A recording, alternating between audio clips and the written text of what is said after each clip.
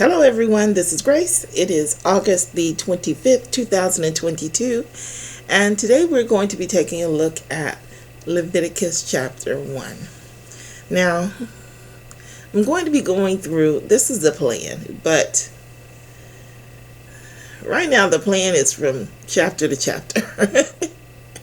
It may very well be that way because we started off doing a 24-hour day. I think it was something before that. Then we ended up in Exodus, and now, before I can finish the study in Exodus, I have to get the sacrificial systems straightened out. So we're going to look at the first 8 chapters of Leviticus. That's the plan. and we'll take it from there. So we're starting off, of course, in chapter 1. And we'll just go ahead and get to it.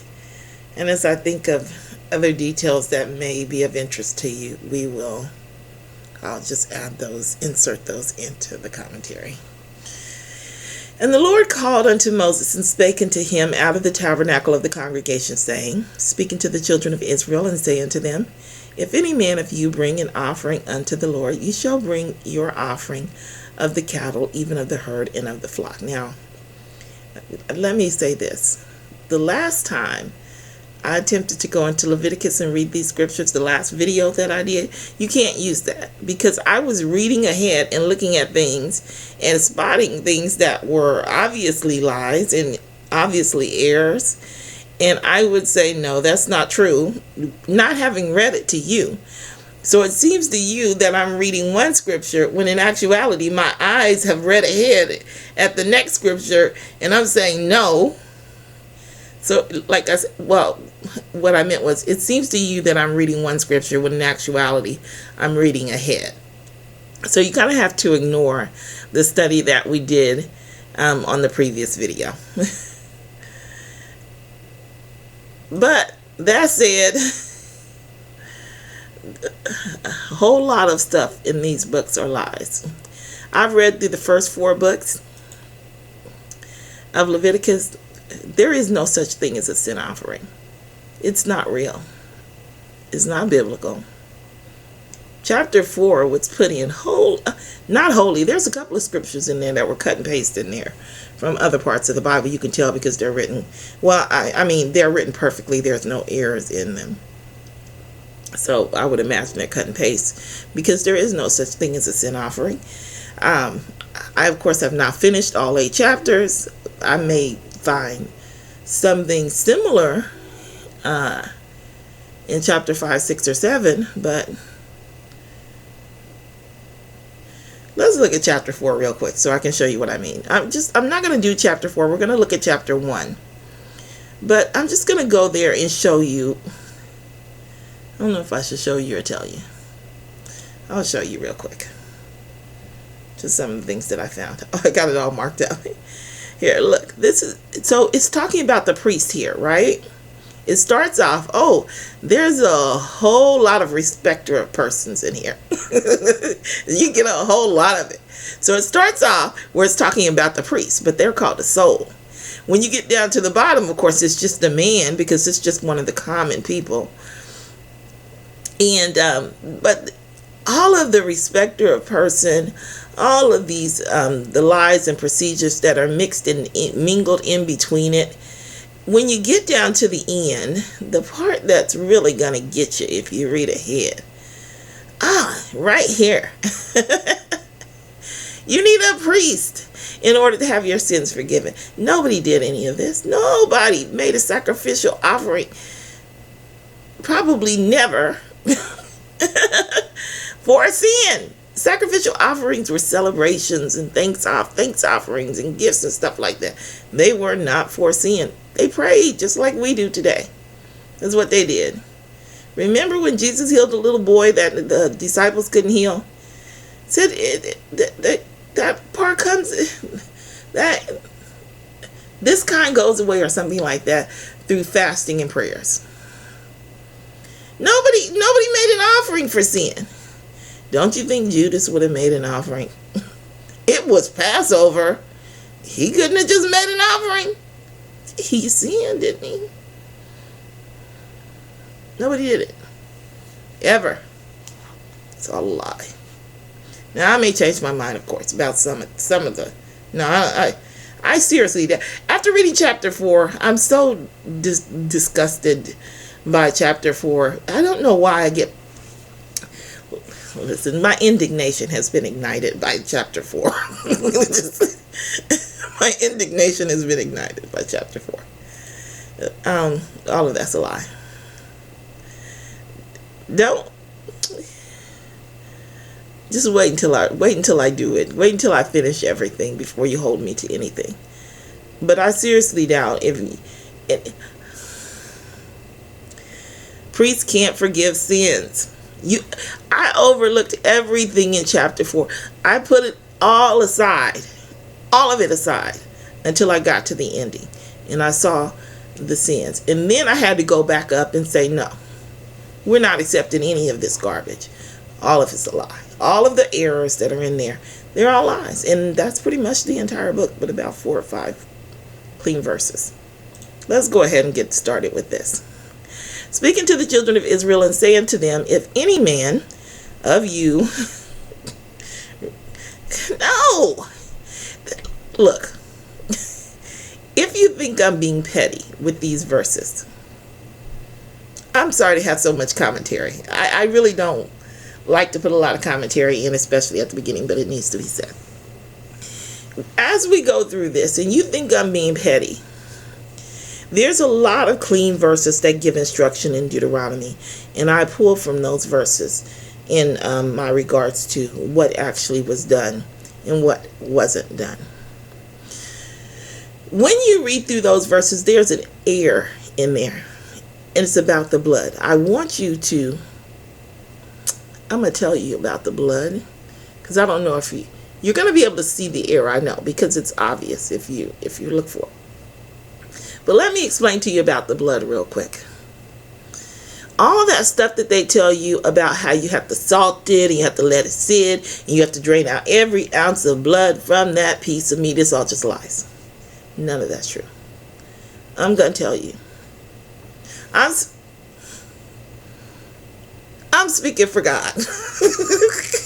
I'm doing it. If blood was that dangerous for you, God would not let you eat the meat. He'd tell you, don't eat it. No. When it says don't eat the blood, it's telling you to bleed the animal. In Acts, in the book of Acts, when it says don't eat the blood and strangled flesh or something like that, it's an or in between there. It's not an and. It's one topic. It's saying drain the blood, don't eat strangled flesh. It's a don't eat blood or strangled flesh is what it's telling you. The blood just needs to be drained out and poured upon the altar as an offering, or upon the ground. You poured upon the ground, because you didn't have to offer your meat. You didn't have to do all of this. People lived their lives then just as they live them today. How could society have functioned? Oh, I'm getting back off into the sin offering. Deuteronomy 12. If you want to go there and you want to read something that's written correctly and compare it to this, just to see that I'm not being petty, read the part about the blood, because it's in there twice. And I want you to tell me that they didn't add anything in on one of those scriptures. No, they lied. These people are obsessed with blood. I don't get it. The whole okay, we got to get to the study. I got to get to the study. I can't with chapter 4. I read it, and so I was like, no, I got to stop. I think what I'm going to do is, because I can't complete through chapter 8 and then come back. I'll forget everything. I've already forgotten chapter 1. I had to reread this. I don't remember 2 or 3. So I think, since I had to take notes, I think I'm going to, after I finish the 8th chapter, attach the notes at the end, and then that way any corrections will be in the notes. That's the plan so far. We'll see if that pans out at the end, but that's what the plan is thus far. Speaking to the children of Israel and saying to them, if any man of you bring an offering unto the Lord, if many man of you, from you, no, that's not right. An offering unto the Lord. This is a general offering unto the Lord. Ye shall bring your offering of the cattle, and that's where it would have stopped, even of the herd and of the flock. But none of this is right. The offering unto the Lord is, I pointed this out because it starts off introducing the offering, and you see that kind of as a pattern when you get to like the meat offering, when you get to the peace offering, and then when you get into the ones that are lying, the pattern just completely changes. There's all kinds of words in between. All this sin through ignorance, this word sin don't even mean sin. It means to turn away. It means to repent. We'll look at it later.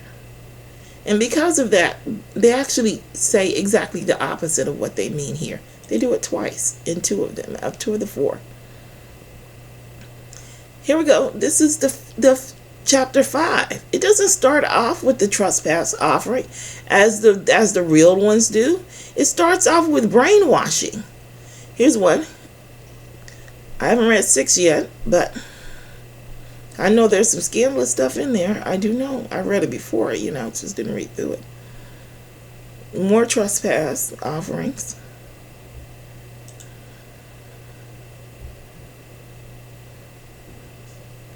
Okay, and that's for Aaron.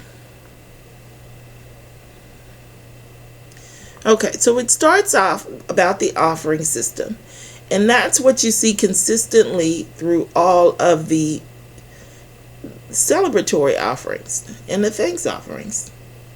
But this one, of course, has been messed up because it would have started off with the burnt offering. Leviticus 1, before they messed with it, was really supposed to be an explanation for the Passover. You can't really see that, but that's why they started it off like this, because it was explaining the burnt offering. You have the burnt offering, then you have the meat offering, and then you have the peace offerings, the 3 major offerings that were given. So they just turned this into a general offering, which you can make. But it was originally the burnt offering, and it would have explained how the Passover would have been done under the recently under the Levitical system. You see, so that is what would have been explained here. But since we have the offering here, let's go ahead and read through it. We have examples of the Passover that we can look at a later time. The burnt sacrifice is a lamb. It's not a bullock. It can't be from the herd. It can't be from the flock. It can be from the lamb, a flock of lambs. It cannot be a goat. That goat, all this stuff that's centered around a goat, that's satanic worship. That's their symbol of their God, just as the lamb is the symbol of Christ. The goat is the symbol of Satan. And that's why they stuck them in here every chance they could. But let me see. The herding of the flock. Yeah, so this is you can make an offering, and so this could be right, but it doesn't belong here.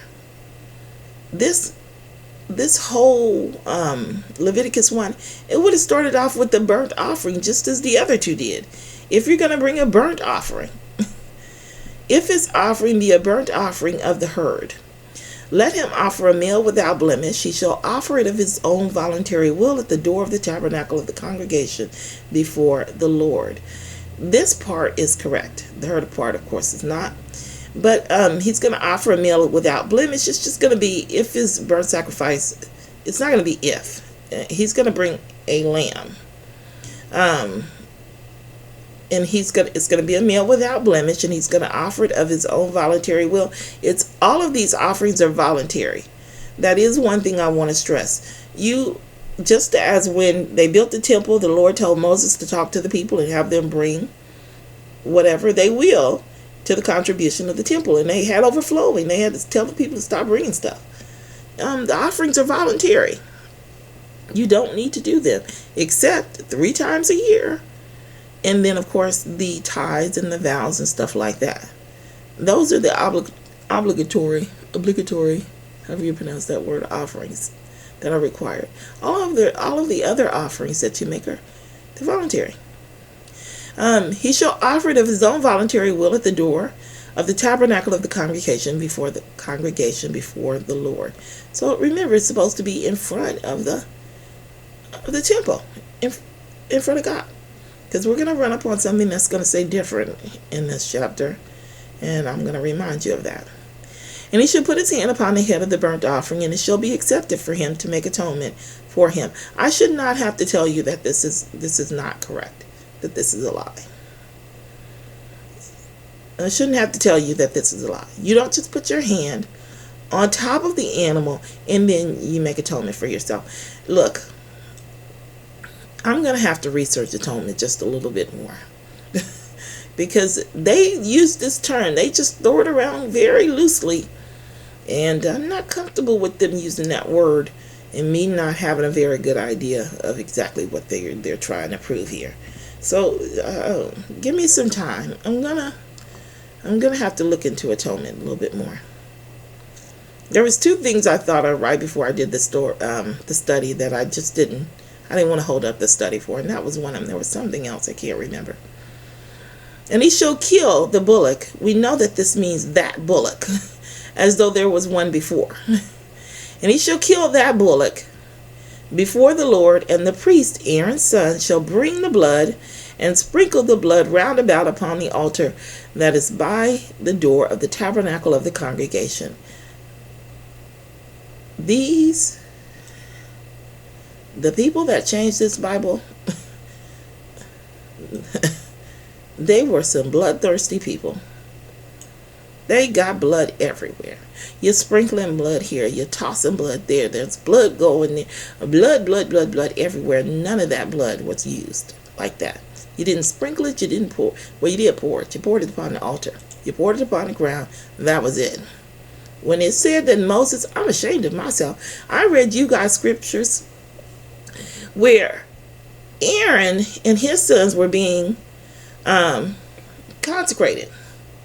And they took blood. Now, mind you, Aaron and his sons were in their linens, which represents the spotless character of Christ.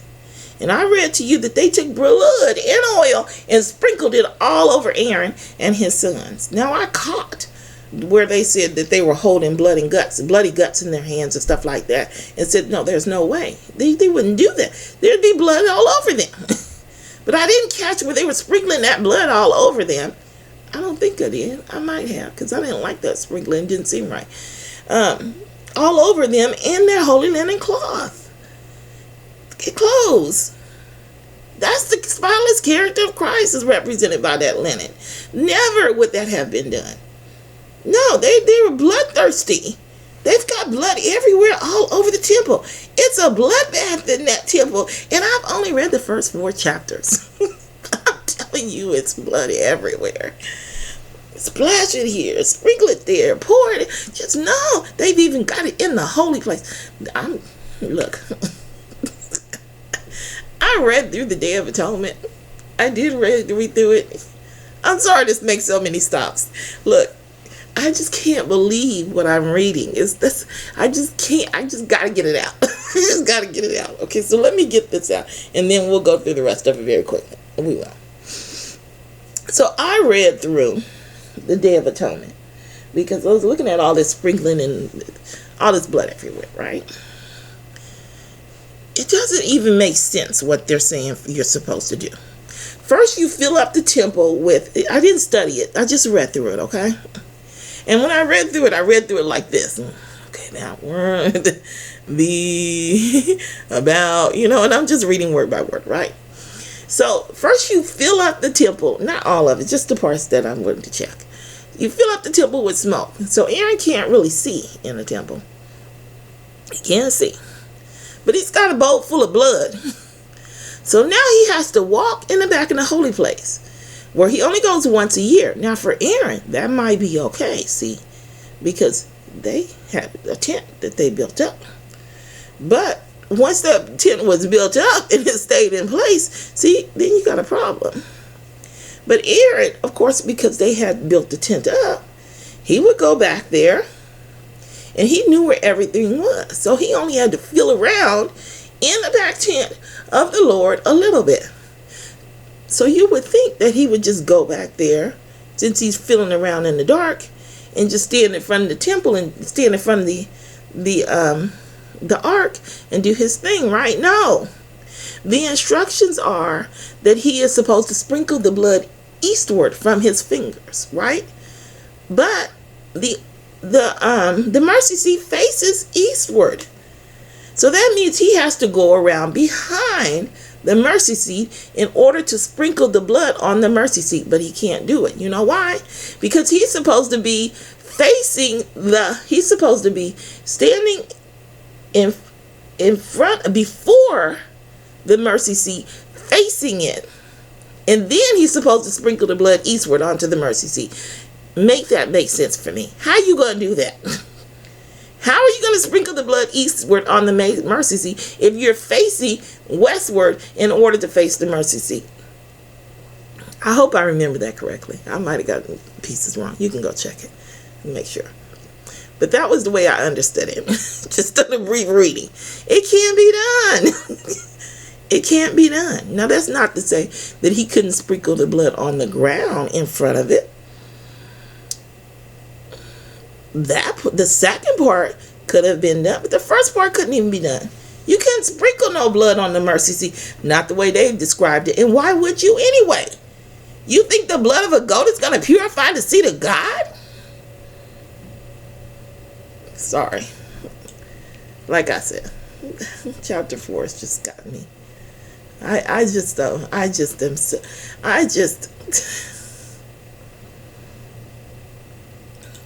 can't believe they put that in the Bible. I just can't believe it. I don't know why I can't believe it. But I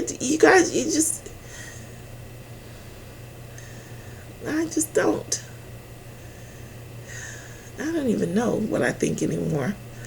I just don't even know. It's just so unbelievable to me.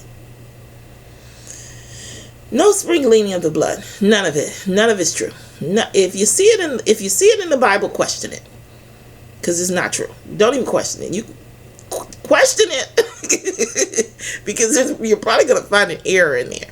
But it's still not true whether you believe it or not. You didn't have it. And they shall flay the burnt offering and cut it into his pieces. You may have to read. I'm glad I sent you to Deuteronomy 12, because they give you instructions there about the blood. And you can see that there. I'm not going to take you there right now. We're going to go through the books first. You can see the errors in the writing. You can see the errors in the writing. It's God. Why would God have dumb prophets? Why would he have dumb? It's insulting. It's insulting. This is dumb. Don't y'all see that this is, and he shall kill that bullock? What? There's only one bullock. There's only one.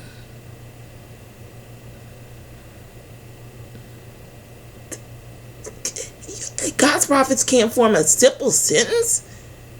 We have a whole Bible full of words, and we get to the law, the legal portion of the Bible with the outlining the sacrificial system, and it's not outlined anywhere else. The legal portion of the Bible, and they can't get a sentence right. Now, this is lies. This is lies. We're going ahead. And he shall flay the burnt offering and cut it into pieces. This portion right here is actually correct. He does flay the burnt offering. The word flay is, hold on a moment, hold on.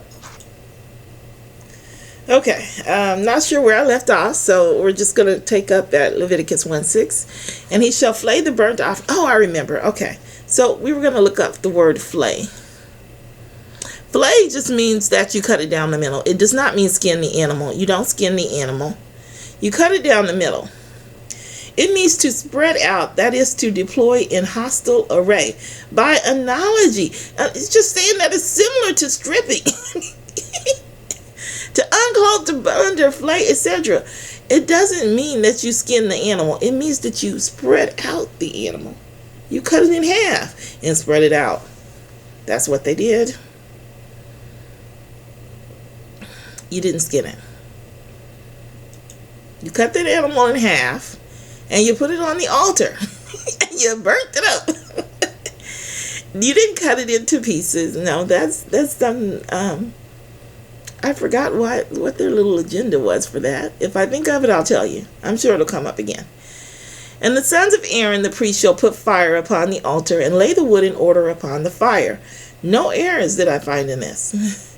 And the priest, Aaron's son, shall lay the parts, the head and the fat, in order upon the wood that is on the fire, which is upon the altar. Now, I saw consistency where they would start like little groups of things where, like they say, the head, the arms, the fat, the legs. They would start those off with the to identify that group.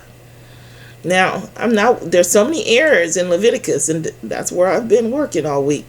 I may have to come back and say that that's not right, but I've seen it enough times to where I'm thinking that that's probably correct. So this verse is correct also. So this goes in the actual burnt offering system as far as I'm concerned. They would lay the wood. Oh, this is the other thing which I saw right before I did the study.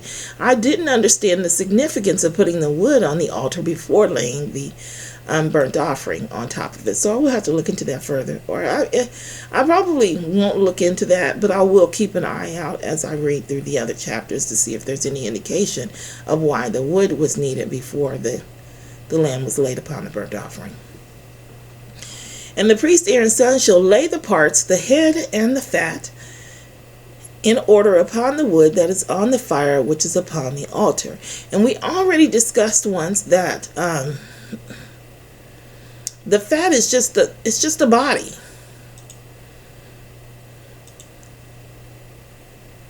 The head and the body. It's only used 3 times, and it's only used in the offering system. It really can mean anything you want to. But suet, let's look that up. Hold on.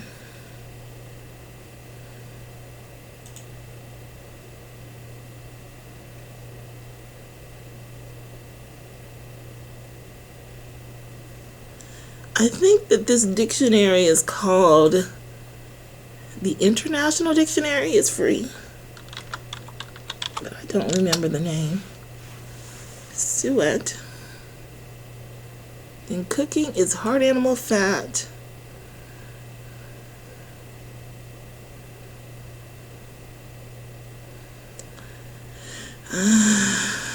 It's fat.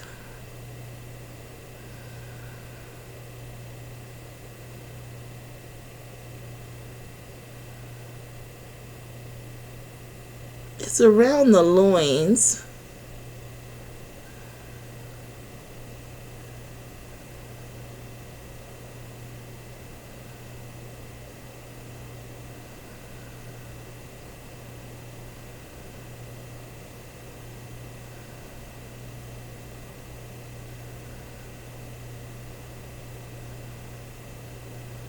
All I'm seeing is grease from around hard beef fat.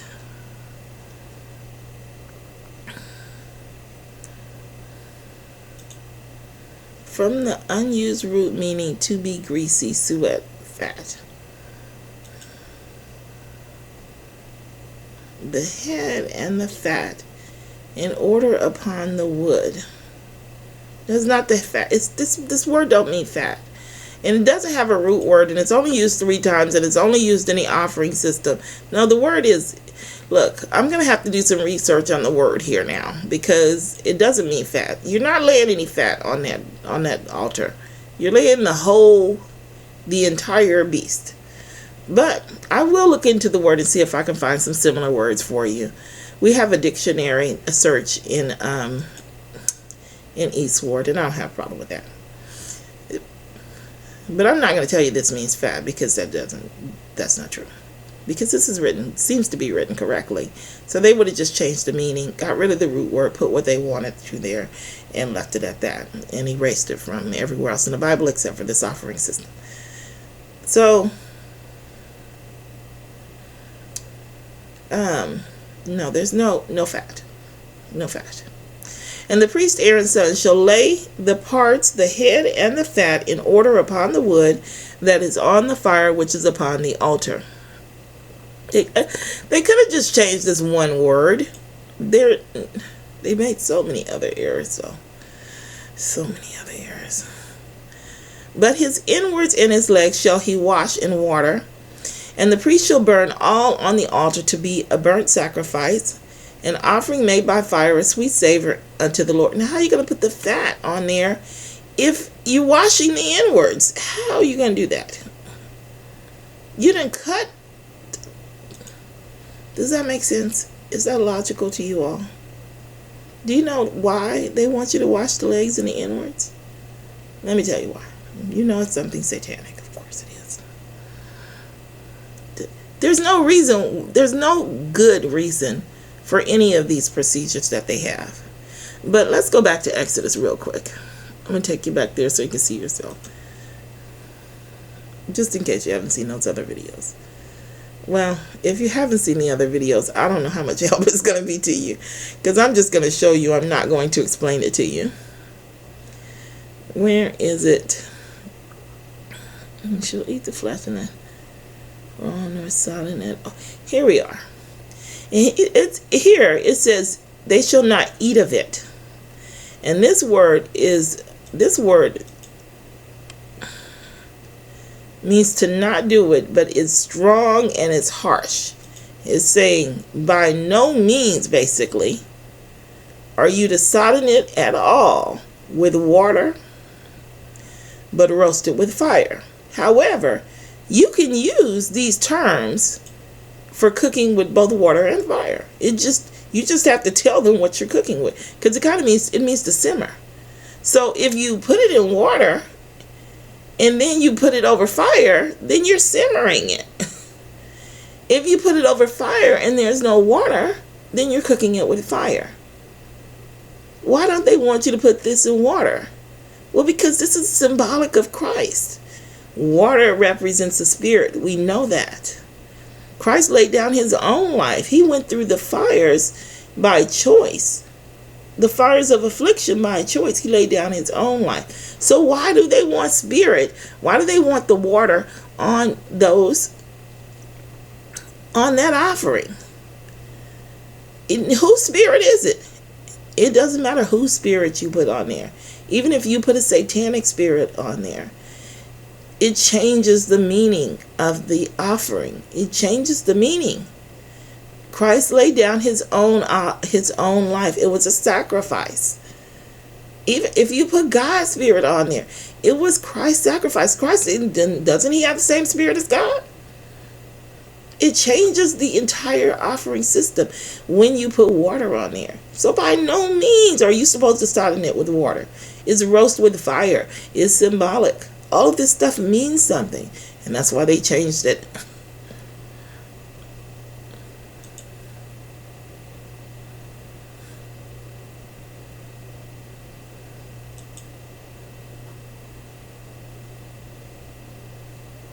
Okay.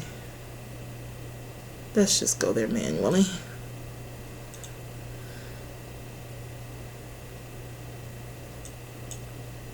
We were on 6. And they shall flay. No. Yeah, but his inwards and his legs shall he wash. Again, the he.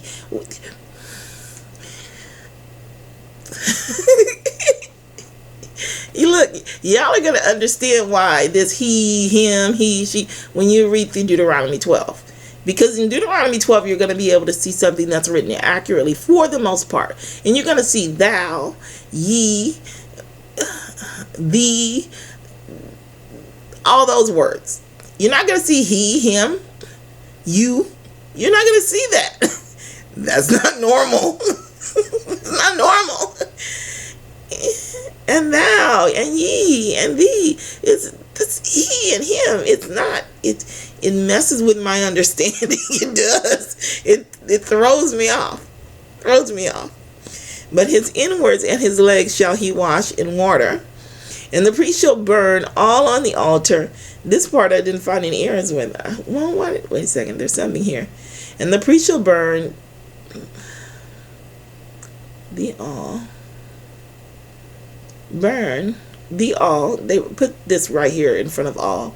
The all on the altar to be burnt. To be a burnt sacrifice. To be a burnt sacrifice.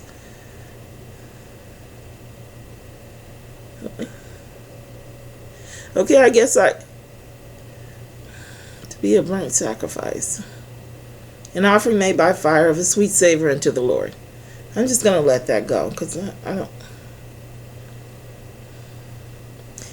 But his inwards and his legs shall he wash in water, and the priest shall burn all on the altar to be a burnt sacrifice, an offering made by fire of a sweet savor unto the Lord. I'm pretty sure if they're going to put burnt sacrifice in there at all, it should be, it is a burnt sacrifice, an offering made by fire unto the Lord. But none of this is real anyway. This part is correct. 7 and 8 are part of the system. You don't wash the sacrifice. You don't wash it. And if it's offering be of the flocks, oh, wow, we're at 37 minutes. I'm going to have to start another video. We're only on verse 10. I've done way too much talking, and I apologize for that. But we'll stop here, and then we'll pick up and we'll finish the last verses in this next video.